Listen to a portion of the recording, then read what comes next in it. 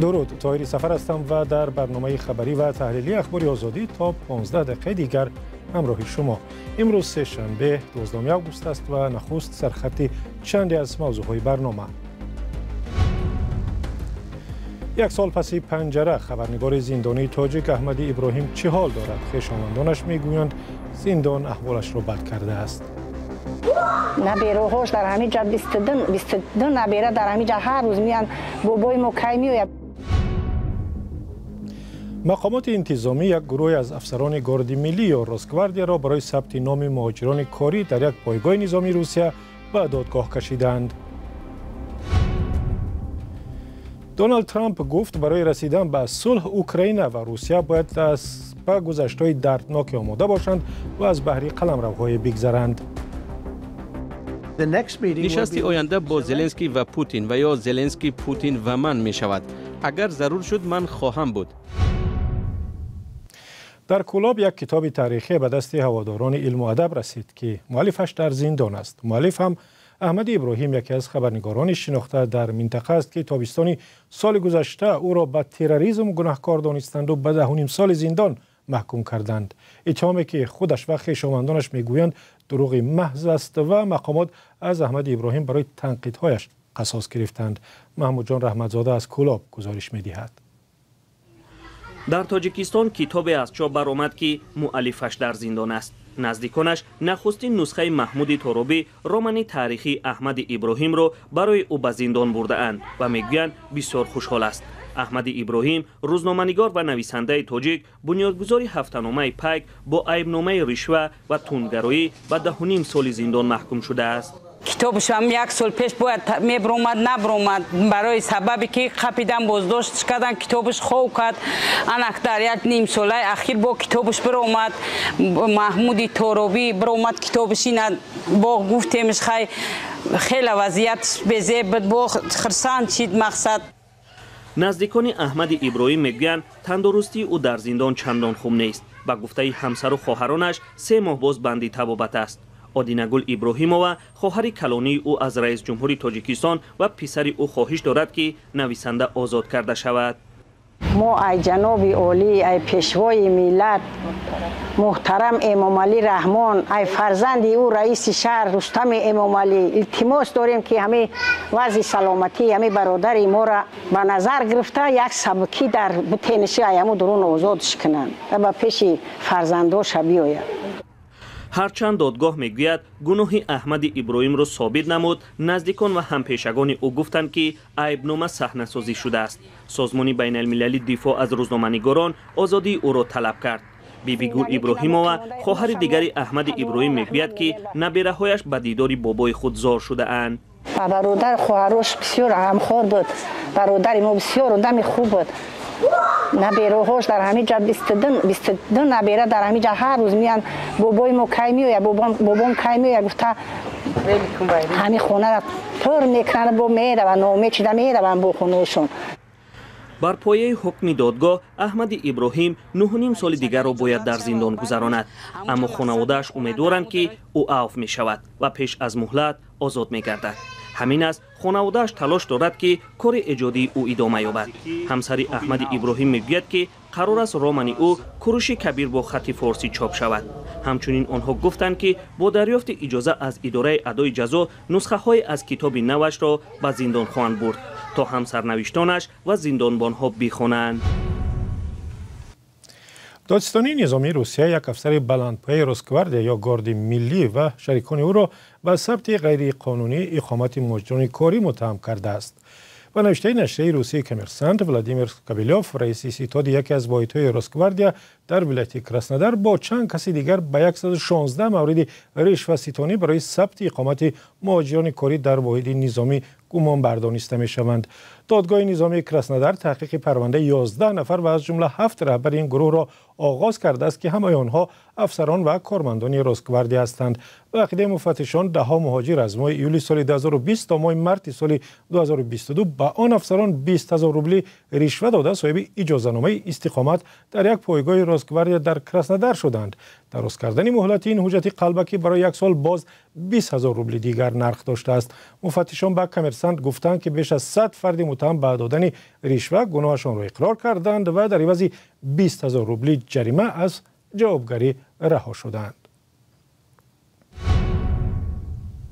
و دونالد ترامپ رئیس جمهور آمریکا روز دوشنبه گفت که برای پایان دادن به جنگ در اوکراین این کشور باید از بر بعضی از قلمروهایش بگذرد. به قول ترامپ گفتگوی همین هفته با ولادیمیر پوتین رئیس جمهوری روسیه نشان می‌دهد که تا کجا روسیه آماده سازش درباره پایان دادن به جنگ در اوکراین است. جزئیات بیشتر در گزارش از همکارم میرزا نبی خالقزاد. دونالد ترامپ رئیس جمهوری آمریکا روز دوشنبه گفت برای پایان دادن به جنگ هم اوکراین و هم روسیه باید از بحر بخش‌های از قلمروهای این کشور بگذرند. تبادل قلمروها می شود. من این را از گفتگوها با جانب روسیه و شخصان دیگر می دانم. به نفع اوکراین و برای خوبی اوکراین. چیزهای خوب نه بد و بعضی چیزهای بد برای هر دو. صحبت ترامپ در این باره چند روز پیش از دیدارش با ولادیمیر پوتین است که به زودی در آلیاسکا برگزار می شود. رهبران کشورهای اروپایی و رئیس جمهوری اوکراین ولادیمیر زلنسکی قصد دارند پیش از گفتگوی ترامپ با پوتین با او صحبت داشته باشند، چون می ترسند که آمریکا می تواند شرطهای نامناسبی را برای صلح از اوکراین طلب کند. زلنسکی روز دوشنبه گفت هر گونه گذشت به روسیه آن را مایل به قطع جنگ نمی کند. و در مراجعه ویدیویی شبانه گفت هیچ علامتی نیست که روسیه آماده قطع جنگ در اوکراین است.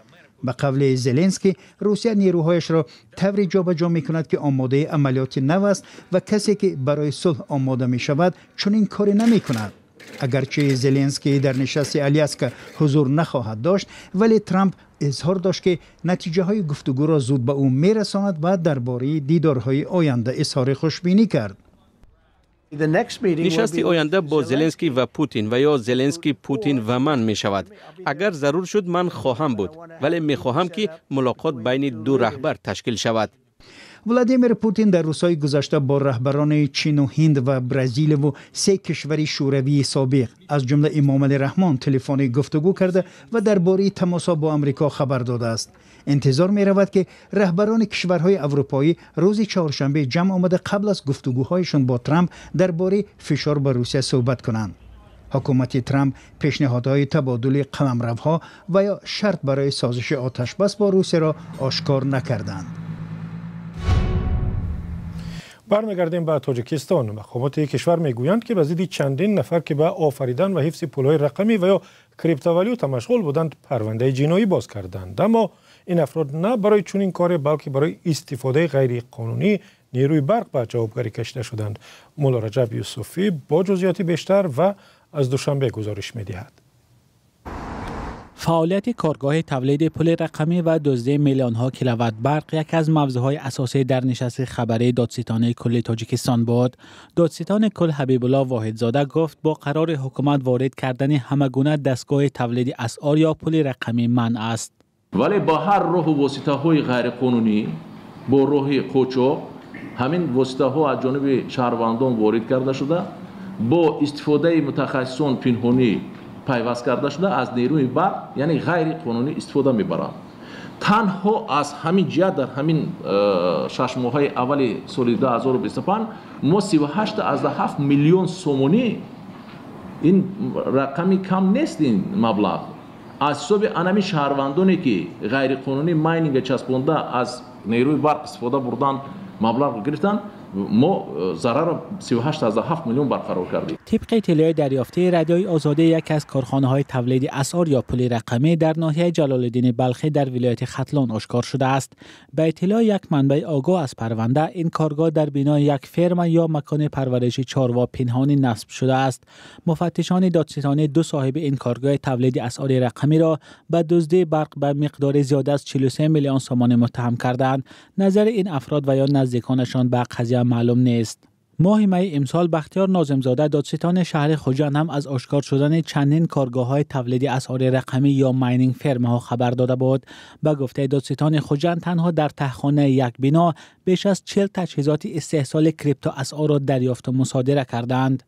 کریپتوالوت یا اسعار رقمی در تاجیکستان رسما اعتراف نشده است، چون به گفته مقامات داد و گرفت طریق این اسعار مجازی به طور پنهانی و یا آنونیمی صورت میگیرد و نظارت لازم از بالای آن وجود ندارد.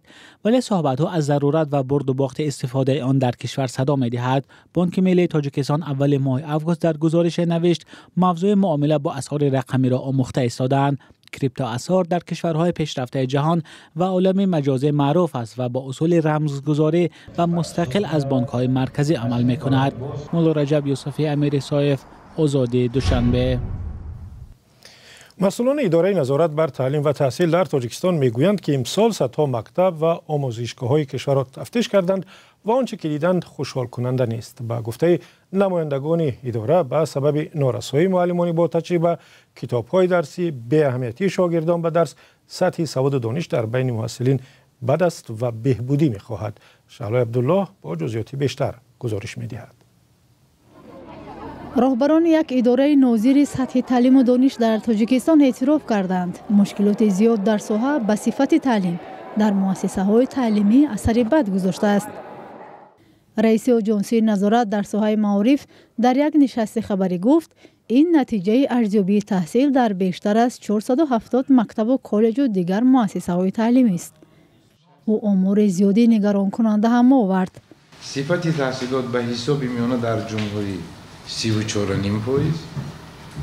درجه اسقاط‌کنی برنامه‌های تعلیمی فن‌ها 80%. نسبت به سال‌های قبلی تا 2.5% زیاد شده. صفت تحصیلات در مؤسسه‌های تحصیلاتی میانه عمومی دارای مقام جمهوریوی و خصوصی و غیر دولتی، یعنی مؤسسه‌های تحصیلات عمومی تیپ 9 در 11 مؤسسه در این سال یکم با جلب 11,047 خواننده، صفت تحصیلات 49%، درجه اسقاط‌کنی 84%. در زمینه تحصیلات ابتدایی کسبی 5 مؤسسه با صفت تحصیلات جلب شده که ارزیابی صفت تحصیلات در 5 مؤسسه گذرانده شده است با جلب 5,408 خواننده. صفت تحصیلات در همین زمینه نسبتاً پستر 21، اسقاط‌کنی 61%. با اطلاع آژانسی بهای خوب و اعلی سطح تحصیلات و بهای قناعت بخش گرفتن برنامه‌های تعلیمی را معین می‌کرده است. نارسایی کتاب‌های درسی، به کتاب آمدن خوانندگان به مکتب، تعدادی از معیار زیاد خوانندگان در اکثر صنفخانه‌ها، رعایت نکردن معیار بهاگذاری، به تجربگی و دانش کمی برخی از آموزگاران و درس گفتن معلمان غیر اختصاص از مشکل‌های دیگری ساحه بوده است. نیم ساله یکم سالی 2025 میخوام مشخص‌تر به سوال شما جواب در اساس پوره به طلبات‌های معیاری استانداردهای دولتی تحصیلات جوابگو نبودن مؤسسه‌ها در زمینه تحصیلات میانه عمومی تحصیلات عمومی انگویی 29 مؤسسه شرطاً از اتستاسیون دولتی گذرانده شدند، یعنی با مهلت 2 سال. اینو بر سببی پوره به همه معیارهای استاندارد دولتی تحصیلات جوابگو نبودند. وضع تعلیم و سطح دانش خوانندگان و دانشجویان تاجیک در گذشته بارها باعث به نگرانی شده است. 4 سال پیش امام علی رحمان رئیس جمهوری تاجیکستان برنامه‌های تعلیمی را تنقید کرده گفته بود که برنامه‌ها کهنه‌اند و اکثر آموزگاران سیستم نوی کار را با دانش آموزان نمی‌دانند و نیاز به اصلاحات است. سال گذشته تاجیکستان در شاخص یا ایندکس جهانی دانش در میان 133 کشور در جایگاه 111 قرار گرفت. این نشاندهی پایین‌ترین در بین دولت‌های آسیای مرکزی گفته می‌شود. و 15 دقیقه که برای برنامه خبری و تحلیلی اخبار آزادی داشتیم و پایان رسید. اگر میل دیدن ویدیو و خواندن خبرهای بیشتر دارید پس سر بزنید به وبسایت azadi.org و صفحه‌های رادیو آزادی در اینستاگرام، تلگرام و تیک تاک و فیسبوک. اگر خبری دارید با ما بفرستید، تحقیق میکنیم درست بود نشر می شود. تا دیدار در برنامه‌های دیگر.